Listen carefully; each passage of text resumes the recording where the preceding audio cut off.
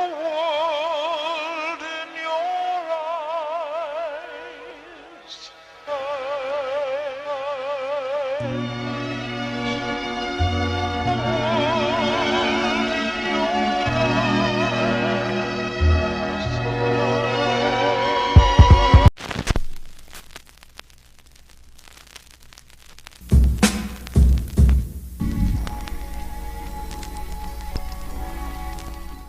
So let's take a look into history, to what happened to a lot of successful black towns, black communities, how they were torn apart, how their land was taken away from them. And this is something that I believe most Americans just do not understand. They do not know how deep systemic racism institutions run within the bone marrow of Black America.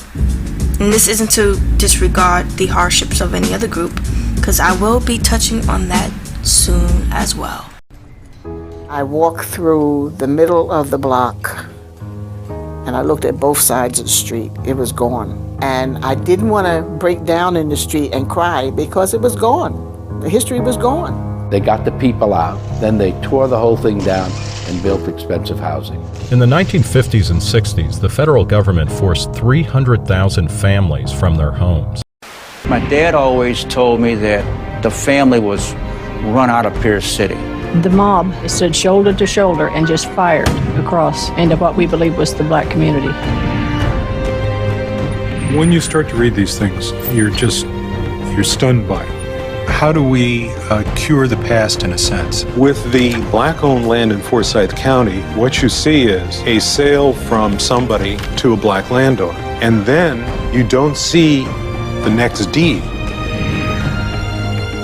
Adverse possession is the way that people have of taking title to property without buying it. The whole culture of this area evolved out of the eviction of those African Americans from Pierce City. And there you have it, guys. And I can go into more details about Oklahoma, Tulsa, Oklahoma, Black Wall Street. I can talk about this topic for hours. But the best thing you can do if you want to learn more about this topic and this portion of our history, and also how it is still going on in some ways, visit Sincere Ignorance. I'll leave a link in the description portion of the video and you can find out more.